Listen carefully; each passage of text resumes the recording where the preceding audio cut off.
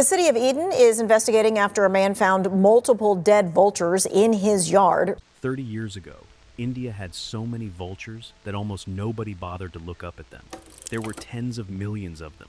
Some scientists think it was one of the most abundant large birds of prey anywhere on the planet. They hung over every city, every village, every roadside, riding the heat in lazy circles, waiting. They were so ordinary, they were basically invisible. And then, in the space of about a decade, they were simply gone. Not declining, not struggling, gone.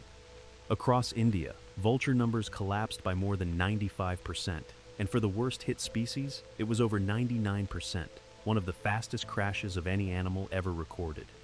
For years, nobody could explain it. The birds were just dropping out of the sky, heads hanging, dead in the trees they roosted in, and the scientists racing to figure out why kept hitting a wall. It looked like a disease. It had to be a disease.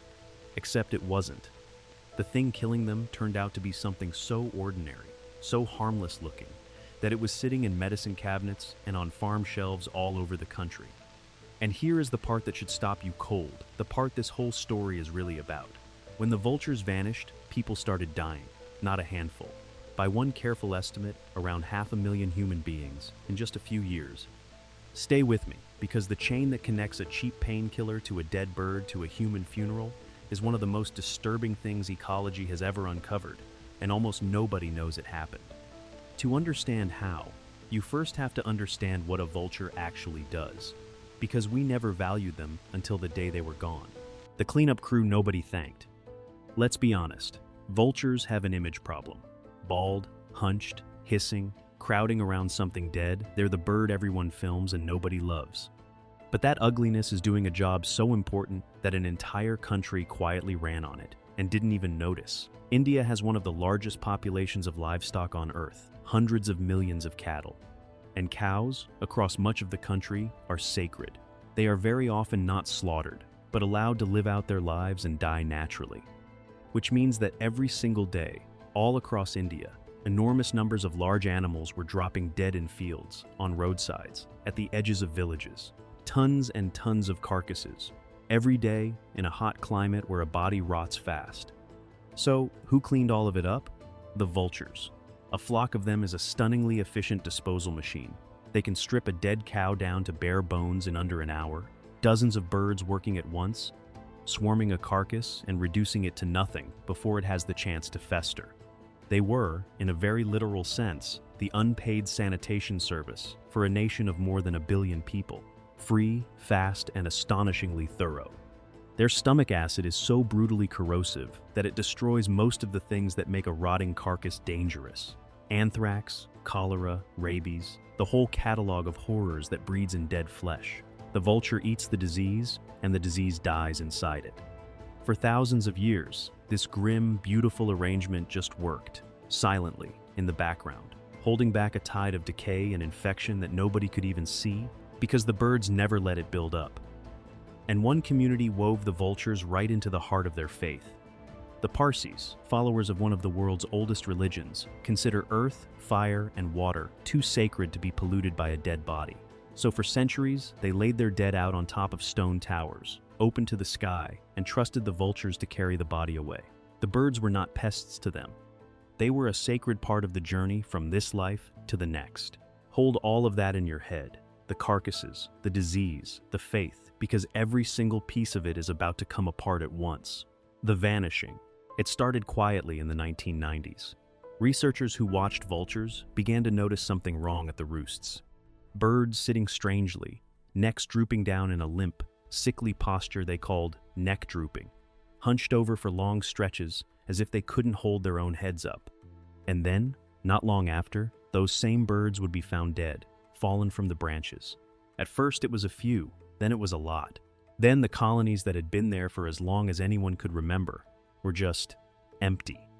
The scale of it, once people started actually counting, was almost impossible to believe. Populations that had numbered in the tens of millions were being wiped out with a speed that didn't match anything in the textbooks. The white-rumped vulture, once thought to be possibly the most common large bird of prey in the entire world, lost more than 99% of its population.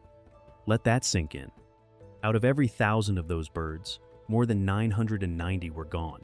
Two other Indian vulture species crashed almost as hard. In conservation terms, this was a 5-alarm fire, a collapse so steep and so fast that it outpaced even the dodo, even the great auk. And the most frightening part, for the scientists standing in the middle of it, was that they had no idea what was doing it. If a real-life mystery like this grips you, a killer hidden in plain sight, with a body count nobody saw coming, take 1 second to subscribe. This channel is built on the true, documented stories of nature breaking and coming back, the ones that sound impossible until you look at the evidence. The hunt for an invisible killer. So a scramble began to find the cause, and the obvious first suspect was a disease. A new virus, maybe, sweeping through the birds like a plague. It fit the pattern: fast, lethal, spreading. Teams of researchers started collecting dead vultures and cutting them open to find out what was actually killing them on the inside. And when they did, they kept finding the same strange, telltale thing in body after body. The dead birds were coated, internally, in a chalky white paste of crystals. It was on their organs, packed around their hearts, smeared through their insides. The condition has a name: visceral gout. It happens when the kidneys fail completely and uric acid, which healthy kidneys would flush away, instead crystallizes throughout the body. Every one of these vultures had died, essentially, of total kidney failure. But that just deepened the mystery. What on earth makes the kidneys of an entire continent's worth of vultures shut down, all at the same time? For a while, the disease theory held on, because nothing else made sense. But a group of researchers kept chipping at it, and slowly, a different, far more unsettling idea took shape. What if it wasn't a germ at all? What if the vultures were being poisoned not deliberately, not by anyone who wanted them dead, but by something in the only thing they ever ate? Something in the carcasses themselves. The investigation finally cracked open when scientists managed to trace dead, gout-ridden vultures back to the specific dead cattle they had been feeding on, and tested what was in that meat. And there it was.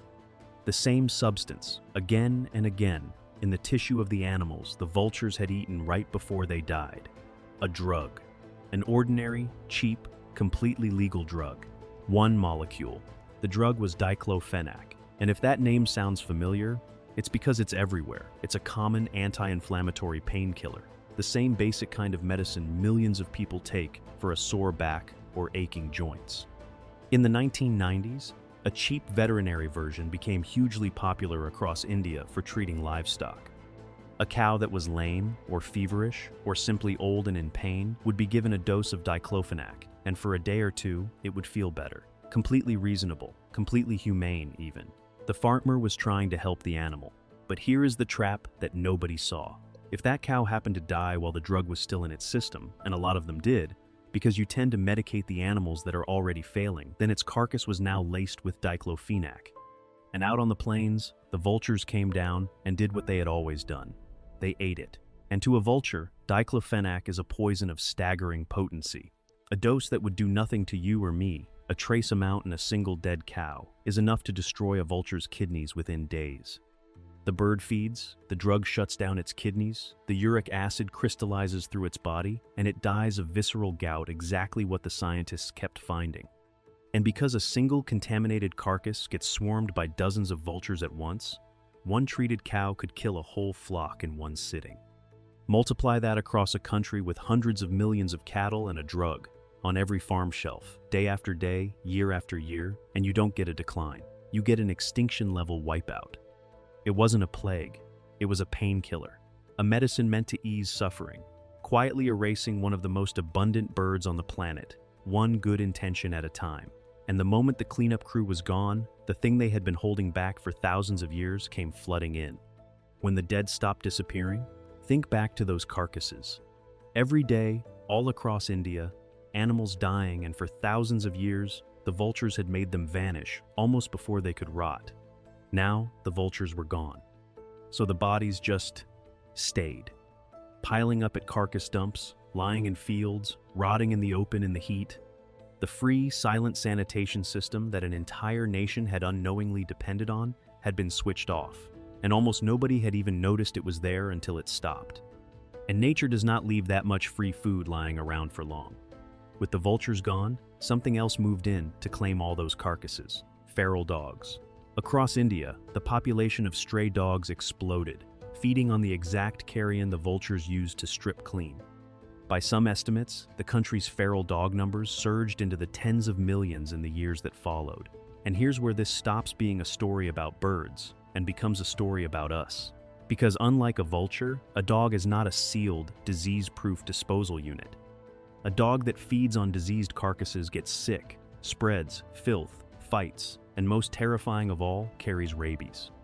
India already had, and still has, one of the worst rabies problems on Earth, with a huge share of the world's human rabies deaths, almost all of them from dog bites. And rabies, once the symptoms start, is very nearly 100% fatal, one of the cruelest ways a human being can die. So follow the whole chain, link by link, because it is almost unbearable. A farmer gives a painkiller to a sick cow. The cow dies. A vulture eats it and dies too. The vultures vanish.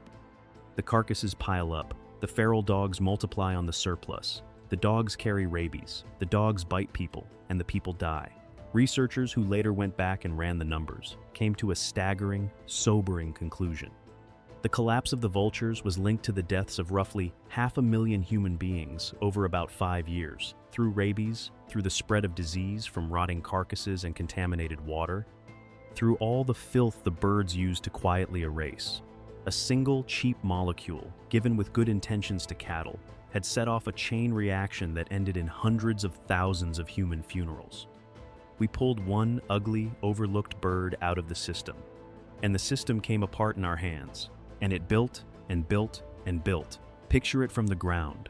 The carcass dumps on the edges of towns, where dead livestock had always been hauled and stripped bare within the hour, now turned into open-air mountains of rotting flesh under a hammering sun, swarming with flies, leaking into the soil and the water.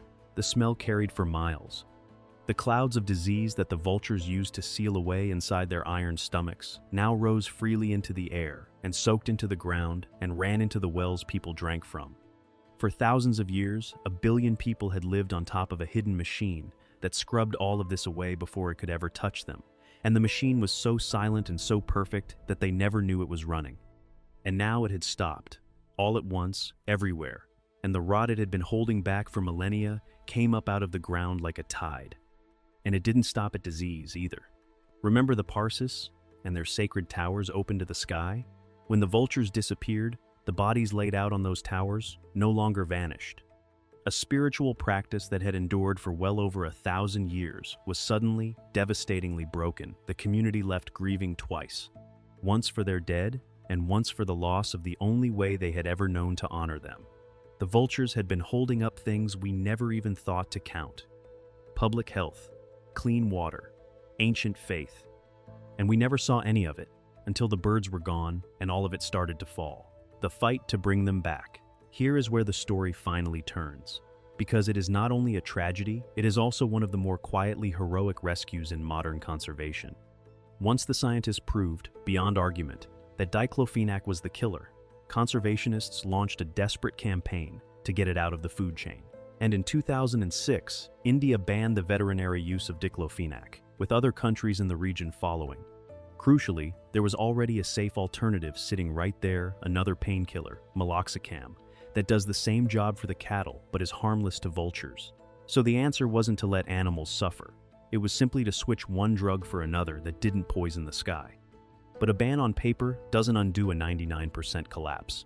The drug was cheap and everywhere, and it kept leaking into the system for years.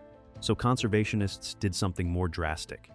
They went out and captured some of the last surviving vultures, pulling a precious few breeding birds out of the wild entirely, and started captive breeding centers, safe havens where the birds could raise chicks without ever touching a poisoned carcass. It was painstaking, slow work. Vultures breed slowly, raising only a single chick at a time, taking years to mature.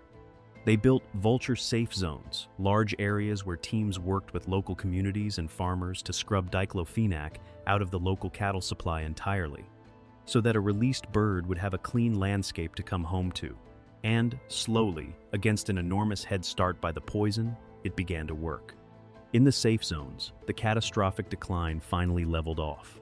In some places, populations stopped falling and, cautiously, began to tick back up. Captive-bred birds, raised by human hands, were carefully released back into a sky their parents had vanished from. It is nowhere near over. These birds are still a fraction of what they were, and they will take decades to recover, if they ever fully do. But the freefall was stopped. The species did not blink out. The vultures are, slowly, painfully, coming back. What the vultures really taught us. The thing this whole disaster proves is so much bigger than one bird, or one country, or one drug. It is the most brutal demonstration we have ever stumbled into, of a single, uncomfortable truth. That the species we find ugliest, the ones we overlook completely, can be the ones quietly holding the whole structure up. We had no idea the vultures were doing all of that. Cleaning a nation, sealing away disease, protecting our water, even carrying our dead, precisely because they did it so well that the problem never appeared. The vulture's entire value was invisible, right up until the moment it was gone, and then the bill came due all at once, and it came due in human lives. So the next time you see a vulture circling bald, hunched, patient, faintly grotesque, try to see it for what it actually is, not a symbol of death. The single most powerful thing standing between the living and the diseases of the dead. We treated them as worthless. We poisoned them by accident, with a medicine, out of kindness to our cattle. And in doing so, we learned, the hardest possible way, that you cannot pull one thread out of the living world without finding out too late exactly how much was hanging from it. The vultures were never the problem. They were the reason the problem never existed. And we only understood that once the sky above India went silent, and the dogs moved in, and the people began to die. But not every collapse comes from something we did on purpose, or even something we could see coming. Next time, we travel to the open steppe of Central Asia, to a strange, ancient-looking antelope with a nose like nothing else on Earth, and to 3 weeks in 2015, when more than half of the entire species, hundreds of thousands of animals, dropped dead almost where they stood, for a reason that took scientists years to unravel. What happened to the survivors after that is one of the most astonishing comebacks in the history of conservation. So, tell me in the comments, did you have any idea the vultures were doing all of this for us? I read every single answer. Subscribe, and I'll see you on the steppe.